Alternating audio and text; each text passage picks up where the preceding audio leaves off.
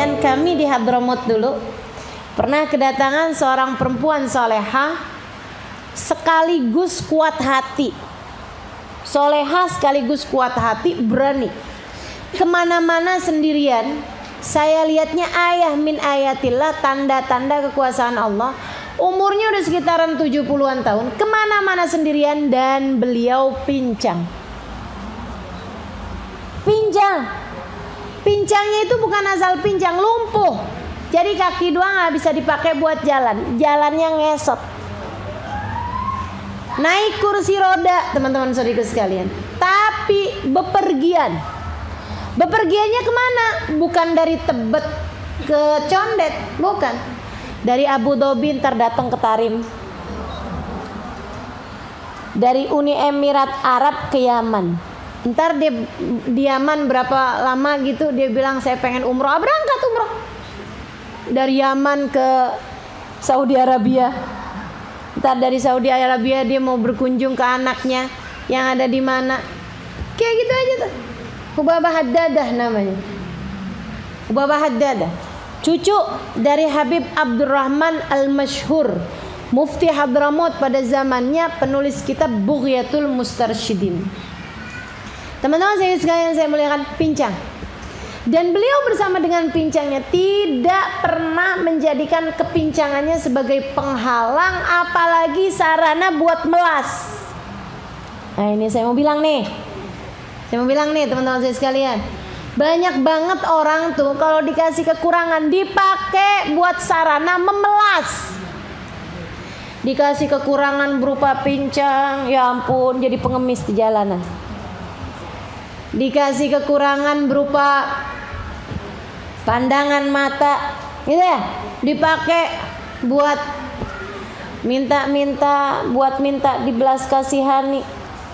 Bahkan nih diambil orang tuanya di masa kecil jadi yatim, sarana buat jadi orang yang minta-minta. Atau dikasih kemiskinan, sarana buat dipakai buat minta-minta. Dan itu tadi yang saya bilang, nyinyirin orang-orang yang dia merasa orang lain lebih beruntung daripada dia. Teman-teman saya sekalian, hati-hati nih sama penyakit tidak mudah bersyukur. Hubabah Haddadah bukan hanya bersyukur, akan tetapi beliau maksimalkan. Oke, saya nggak bisa jalan, kaki saya lumpuh, tapi bukan berarti saya nggak bisa ada di mana-mana. Kan gitu ya? Bukan berarti saya nggak bisa ada di mana-mana. Ada aja tuh, nyampe aja. Tiba-tiba aja beliau ada di depan pintu Daruzaro dengan di atas ininya, kursi rodanya. Dia bilang, Allah Bapak kapan nyampe? Iya baru aja nih. Siapa turunin Bapak? Supir taksi. Masya Allah teman-teman saya nyampe, naik pesawat, naik apa? 70 tahun umurnya. 70 tahun umurnya. Saya suka liatin beliau, nggak pernah ada ceritanya ngeluh. Iya nih, saya nih lumpuh nih, nggak bisa ini nih, saya sedih nih. Nggak ada ceritanya. Saya tanya gitu, Bapak lumpuh dari sejak kapan gitu. Beliau ceritanya tuh bukan dalam rangka melas, sedih, kisah sedih pada hari apa, nggak ada. Hari tersedih dalam hidup, nggak ada, cerita aja. Cerita biasa, iya kemarin tuh kejadiannya begini. Ya, Alhamdulillah, apapun yang Allah tetapkan yang terbaik. Allah ambil kaki saya kekuatannya. Alhamdulillah. Gitu. Ngesot teman-teman saya sekalian.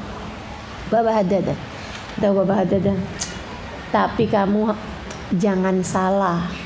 Kemarin saya ketemu sama Habib Umar bilang, Hubabah, kamu adalah salah satu dari perempuan-perempuan paling berkelas nanti di surga. Katanya Habib Umar bin Hafid pada beliau.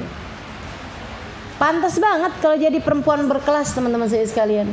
Gak pernah mengasihani dirinya sendiri. Kalau ada yang beliau tangisi, beliau menangisi dosa-dosanya.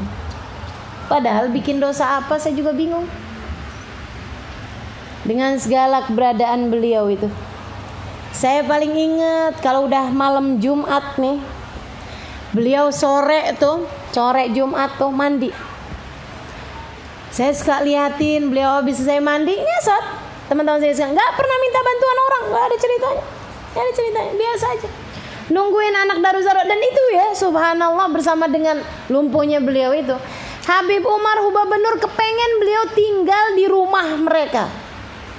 Beliaunya lebih senang tinggal di Daruzaro barengan sama anak-anak anak-anak santri. Jadi kayak mesantren gitu. Lah orang mesantren itu normal aja, capek kok, capek ngantri. Kan gitu ya. Capek kalau apa-apaan, makan pada ada waktunya, ini ada waktunya. Beliau enggak, malah senang bisa ibadah bareng katanya, bisa rame-rame, bisa zikir bareng, ini bareng. Nah itu kalau udah sore tuh hari Jumat tuh, dia kamar mandi cantik, sangat cantik beliau teman-teman sekalian. Saya bisa bayangin tuh, orang tuh kan kalau cantik kan sampai tua juga masih kelihatan ya. Jadi jangan bilang dulu waktu muda saya cantik, udah deh kelihatan kok gitu. Sekarang sih saya nggak cakep, tapi dulu saya cakep loh ini. Pernah cakep? Oh nggak ada, kelihatan kok itu. Jadi nih Ubabah Haddad cantik teman-teman saya sekalian, putih cantik gitu ya. Nanti tuh habis dari kamar mandi tuh, beliau pakai bedak, pakai lipstik, dandan tiap malam Jumat. Tiap sore kemis sore nih kayak gini nih, pada asar beliau mandi wangi-wangi gitu ya, keramasan gitu. Habis itu beliau pakai bedak, beliau pakai lipstik, beliau pakai minyak wangi, pakai baju baru ganti gitu kan, diganti baju cantik semuanya gitu. Saya pertamanya mikir Baba mau pergi kemana, ada acara uzumah apa gimana? Enggak, katanya gitu. Teman-teman sekalian, saya baru taunya karena setelah saya perhatiin, kami ini kalau habis maghrib hari Jumat kami baca maulid barengan sama Darul Mustafa tuh, kita baca bareng-bareng sebelum nanti Habib Umar bakal ngasih tausiah sama kita, sama ngasih ceramah gitu sama kita gitu ya. Itu dari ba'da maghrib gitu sampai isya. Nah nanti habis isya kemudian tausiah, habis selesai tausiah itu nanti baru sholat isya berjamaah, terus baca-baca dikiran, baca kahfi, baca solawat, baca ini, baca itu. Itu Ubabah Haddad rupa-rupanya dandan buat itu, dandan buat maulidan. Sampai sekarang saya masih ingat rona mukanya Ubabah Haddad kalau baca maulid.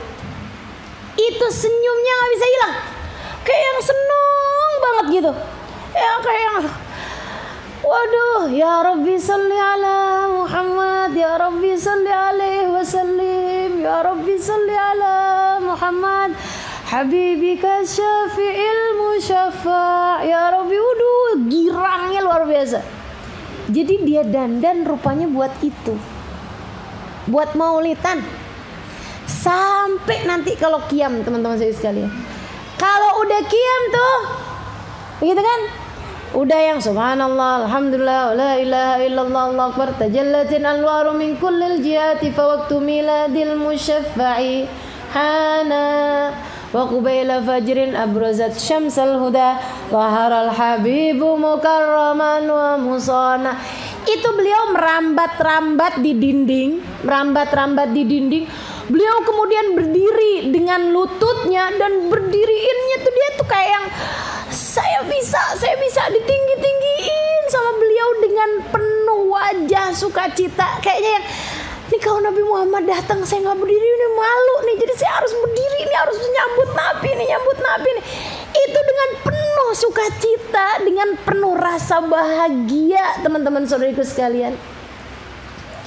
Saya ketika ngelihat beliau tuh lagi mau berdiri nih, saya sampai bilang, wah ini sih bukan mau berdiri nih, ini mau ngambil langit nih kayaknya nih, mau meraih bintang nih. Dari kayaknya semuanya bisa beliau ambil gitu, di usahanya untuk berdiri tersebut. Masya Allah. Cinta.